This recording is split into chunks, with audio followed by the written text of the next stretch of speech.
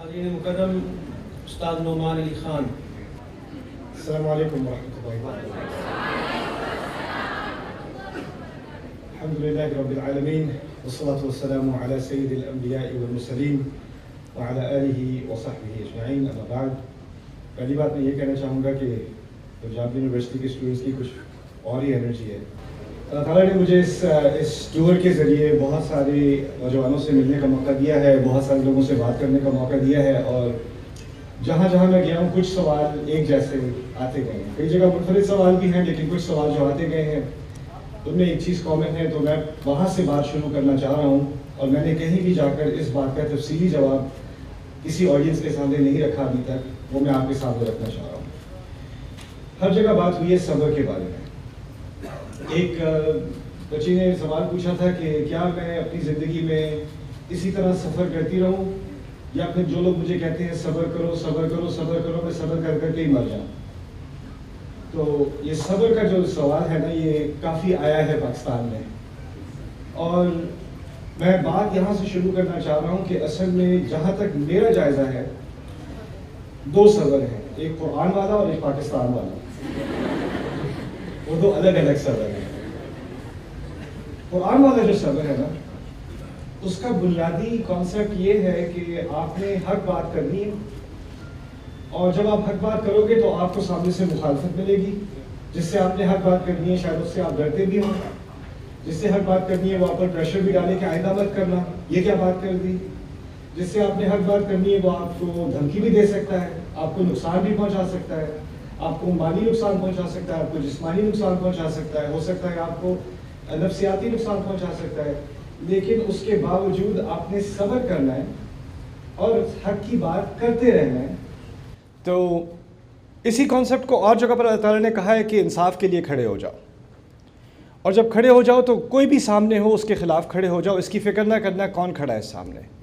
وَلَوْ عَلَىٰ أَنفُسِكُمْ أَوِ الْوَالِدَيْنِ وَالْأَقْرَبِينَ إِنْ يَكُنْ غَنِيًّا أَوْ فَقِيرًا فَاللَّهُ أَوْلَىٰ بِهِمَا۔ اگر اپنے خلاف بھی کھڑا ہونا ہو تو کھڑے ہو جاؤ،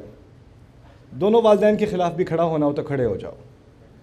سب رشتہ داروں کے قریب رشتوں کے خلاف بھی کھڑا ہونا ہو تو کھڑے ہو جاؤ، امیر کے خلاف غریب کے خلاف پہلی پرائیورٹی اللہ تعالیٰ کی ہے، اللہ کی خاطر کھڑے ہو جاؤ۔ اور یہ کھڑا ہونا آسان کام نہیں ہے، اس کے لیے بڑی آپ کو سٹیمنا چاہیے ہوتا ہے۔ اس سٹیمنا کا نام، اس کے ناموں میں سے ایک بڑا نام قرآن میں صبر ہے۔ لیکن پاکستان والا صبر ذرا مختلف ہے۔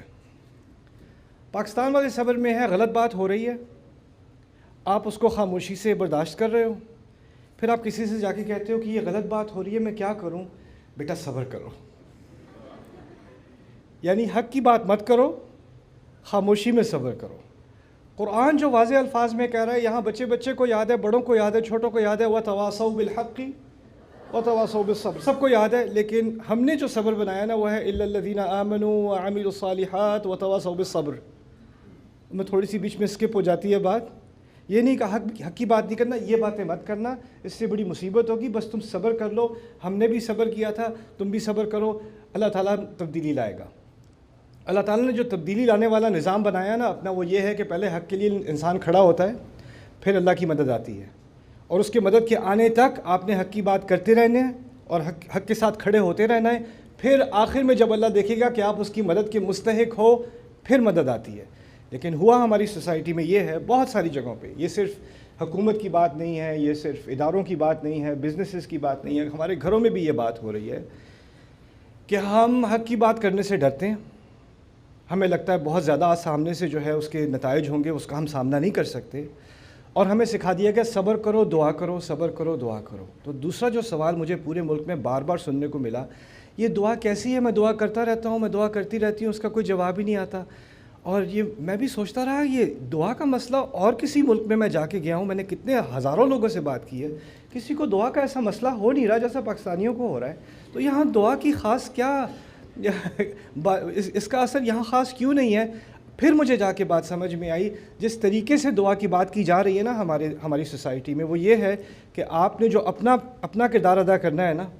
دعا کرنے کے مستحق ہونے کے لیے، اس کو ہٹا دیا گیا ہے رستے سے۔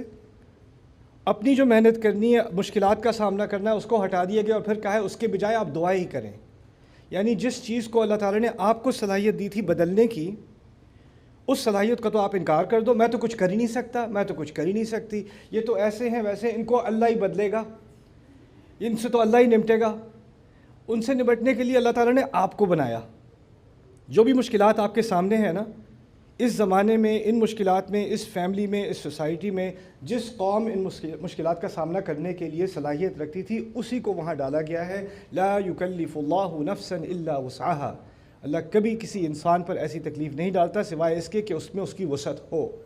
تو آپ میں، آپ کے گھرانے میں، آپ کے فرینڈز میں، آپ کی سوسائٹی میں جو جو پریشر آپ کے اوپر ڈالا گیا ہے وہ آپ ہی پر ڈالا جانا تھا، کیونکہ آپ ہی اس کے قابل ہو، کہ کوئی اور اس کے قابل نہ ہوتا۔ اگر میرے اوپر وہ پریشر ہوتا تو میں اس کے قابل ہی نہ ہوتا، اللہ نے آپ کو چنا اس کے لیے۔ تو یہ اپنے بارے میں کہہ دینا نہیں نہیں میں تو کچھ کر ہی نہیں سکتا، بس دعا ہی کر سکتے ہیں اب، اور صبر ہی کر سکتے ہیں، پھر آپ کو دعا اور صبر کا کرائسس ہو جائے گا، اور آپ پھر پوچھنا شروع کر دو کہ یہ پتہ نہیں میری دعائیں اللہ تعالیٰ سنتا کیوں نہیں ہے، وہ مجھ سے کیوں اتنا ناراض ہے۔ یہ ناراضگی کی بات نہیں ہے، یہ آپ کی غلط فہمی کی بات ہے۔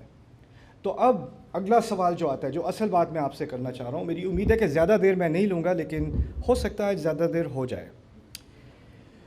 وہ یہ ہے کہ اچھا ٹھیک ہے، حق بات کرنی آپ نے کہہ دیا، کیسے کریں، اور جو سامنے سے ری ایکشن آنا ہے اس کا کیسے سامنا کریں، اس کے بارے میں قرآن کیا ہدایت دے رہا ہے مجھے اور آپ کو۔ اس میں سے ایک بہت ہی خوبصورت مقام قرآن کا ہے جہاں پر اللہ تعالیٰ نے موسیٰ کو فرعون کا سامنا کرنے کی ہدایت دی۔ اور میں یہ بات اس لیے نہیں کہہ رہا کہ آپ یہ لیکچر سننے کے بعد کہیں ہاں اب میں اپنی سانس سے بات کرنے کو تیار ہوں، کہ وہ مجھے تو پتہ تھا کہ وہ فرعون ہے، استاد نعمان نے کنفرم کر دیا کہ واقعی وہ فرعون ہے۔ بات یہ ہے کہ فرعون کی شخصیت کا اتنا ذکر قرآن میں اس لیے ہے کیونکہ وہ تو بہت بڑا حکمران تھا، اس کی دنیا کی سب سے عظیم حکومت تھی، اس کی دنیا کی سب سے پاورفل اس کی آرمی تھی، اس کا اتنا روب تھا اور اتنا اثر تھا کہ آج تک تاریخ میں اس کی جو تعمیر تھی، اس کا جو آرکیٹیکچر تھا، اس کی بنیاد پر بڑی بڑی حکومتیں اپنا آرکیٹیکچر بناتی ہیں۔ آپ نے کورٹ ہاؤسز میں جو بڑے بڑے ستون دیکھے ہوں گے نا، سیڑھیوں کے سامنے بڑی سیڑھیاں ہوتی ہیں، پھر آگے ستون ہوتے ہیں، اس کے اندر کورٹ ہاؤس بلڈنگ ہوتی ہے۔ فرانس میں ایسا ہوتا ہے، آسٹریلیا میں ہوتا ہے، امریکہ میں ہوتا ہے، ہر جگہ ہوتا ہے۔ وہ اصل میں فرعونہ کی تعمیر ہے۔ وہ ان کا کہنے کا طریقہ ہے کہ ہم نئے فرعون ہیں۔ ڈالر کے اوپر جو ہے وہ احرام بنے ہوئے ہیں، پیرامڈز بنے ہوئے ہیں۔ وہ کیوں؟ کیونکہ ان کو اتنا روب تھا اس قوم کا کہ آنے والی قومیں یہ کرتی تھیں کہ ہم اگلے فرعونہ ہیں، اتنے امپریس تھے وہ ان لوگوں سے۔ تو ہم سمجھتے ہیں کہ فرعون کی مثال حکومتوں کی مثال ہے، لیکن بات اصل میں یہ ہے کہ ہر انسان کے اندر چھوٹا سا چھوٹا فرعون ہوتا ہے، میرے اندر بھی ہے، آپ کے اندر بھی ہے۔ اور میں یہ نہیں کہہ رہا کہ آپ اپنے آپ کو فرعون آئیڈینٹیفائی کرو، یا اپنے چچا کو، یا اپنے ابو کو، یا اپنے بڑے بھائی کو، یا خالہ کو، یا چچی کو، لیکن اس کی جو ٹیکٹکس تھی نا، جو ترکیب وہ استعمال کیا کرتا تھا لوگوں کو کنٹرول کرنے کے لیے، وہ ایسے ہی نہیں حکومت پہ پہنچ گیا تھا، اس کے پاس کچھ طریقے تھے، اور وہ بہت بڑا جینیس تھا۔ جس مقام پہ وہ پہنچا ہے، اس مقام پہ پہنچنا آسان کام نہیں ہے۔ اور موسیٰ علیہ السلام جانتے تھے کہ یہ بہت بڑا جینیس ہے، اور جو سیاست میں بہت آگے پہنچ جائے نا، اس کو بات کرنے کا طریقہ آتا ہے، اور اس کو اپنے اپوننٹ کو برباد کرنے کا طریقہ آتا ہے۔ دیکھیں کبھی کبھی ٹی وی پہ ہوتا ہے، آپ کے یہاں تو ویسے بہت سول کانورسیشن ہو رہی ہوتی ہے ٹی وی پہ، میں نے یہی دیکھا ہے، لوگ صرف تمیز سے بات کرتے ہیں، لیکن کسی اور جگہ پہ ہوتا یہ ہے کہ کوئی ایک ایکسپرٹ ہوتا ہے کسی سبجیکٹ میں نا، کوئی پی ایچ ڈی ہے، اس نے 20 سال 30 سال تحقیق کی ہے کسی مضمون پر، اس کو بلایا گیا ہے، اور دوسری طرف جو ٹی وی کا میزبان ہے، جو اس کا ہوسٹ ہے، وہ اس کا انٹرویو کر رہا ہے، لیکن وہ دکھانا چاہ رہا ہے کہ یہ جو ایکسپرٹ ہے نا، اس کو کچھ نہیں پتہ، ٹھیک ہے، اور اصل میں جو انٹرویو کر رہا ہے، اصل بات یہ ہے کہ اسے کچھ نہیں پتہ، لیکن اس کو انٹرویو کی ایسی مہارت آتی ہے کہ وہ ایسے ایسے سوال پوچھتا ہے، پی ایچ ڈی والا بیچارہ اپنا جواب دینے کی کوشش کرتا ہے، اس کی بات کاٹ کے اچھا یہ بتائیں، ویسے آپ تو غلط ہی کہہ رہے ہیں لیکن پھر یہ آپ بھی بتا دیں، اور وہ کہے گا میں تو اچھا چلیں ہم کمرشل بریک کے پاس آتے ہیں، اور وہ 2-5 منٹ میں آپ کو دنیا کو لگے گا کہ جس کے پاس 20 سال کی مہارت ہے وہ بالکل گدھا ہے، اس کو کچھ نہیں پتہ، اور یہ انٹرویور کو سب معلوم ہے۔ یہ ٹیکنیک ہوتی ہے ایک، اور اس ٹیکنیک کو سمجھنے کی بہت ضرورت ہے۔ کمیونیکیشن میں، بات کرنے میں کچھ لوگ ایسے ماہر ہوتے ہیں کہ وہ حق کو باطل بنا دیتے ہیں بات کے دوران، اور باطل کو حق بنا دیتے ہیں، اور جو سننے والے ہوں وہ سارے امپریس ہو جائیں کہ یہ واقعی ایسا ہے۔ دوسری بات یہ ہے کہ اصل میں جب بات ہو رہی ہوتی ہے نا دو لوگوں کی، تو اس میں صرف معلومات نہیں ہوتی، اس میں نفسیات بھی ہوتی ہیں، اس کی چھوٹی سی مثال میں آپ کے سامنے رکھ دوں کہ اگر کوئی لائر ہے، لائر کو، وکیل کو اپنا کیس پریزنٹ کرنا آتا ہوتا ہے. وہ جج کے سامنے آ کر بڑی تفصیل سے اپنا کیس پریزنٹ کرتا ہے، اپوزیشن کا مقابلہ کرتا ہے، یعنی وہ انٹروگیشن کرتا ہے. اس میں بہت کانفیڈنس ہوتا ہے کہ وہ اپنی بات کو کھل کر جج کے سامنے بیان کر سکے. اگر اس میں اس طرح کی بات کرنے کی صلاحیت نہ ہو تو وہ وکیل بن ہی نہیں سکتا. اور وہی وکیل کبھی ہوتا ہے ایسا جس کو اپنے بڑے بھائی سے یا بھابھی سے یا امی سے یا ابو سے ایسی انگزائٹی ہوتی ہے، گھر جا کے اس کی امی کہتی ہیں، کوئی ایک دو باتیں کہتی ہیں، اس کا منہ بند ہو جاتا ہے، اس سے آگے سے بات ہی نہیں کی جاتی. اتنا کیپیبل انسان جس کی سپیچ سن کے بڑے بڑے امپریس ہو جاتے ہیں، لیکن اس کی زندگی میں کوئی ایسا شخص ہوتا ہے جس کا اتنا اس پر دباؤ ہوتا ہے، وہ دو باتیں کرتے ہیں اور اس کی بولتی بند ہو جاتی ہے، اور پھر وہ آگے سے کہتے ہیں کیا ہوا، جواب نہیں آتا، کیا ہو گیا ہے، کورٹ میں تو بڑی باتیں کرتے ہو، کیا ہوا ہے. کیونکہ کچھ لوگوں کا ایک نفسیاتی اثر ہوتا ہے آپ کے اوپر، جس کو موسیٰ علیہ السلام نے سمجھایا ہے، وَيَضِيقُ صَدْرِي، میرا سینہ تنگ ہو جاتا ہے، وَلَا يَنطَلِقُ لِسَانِي، پھر میری زبان نہیں چلتی. تو فرعون اس معاملے میں ماہر تھا کہ کسی سے بات کرے نا تو اس کا سینہ تنگ ہو جائے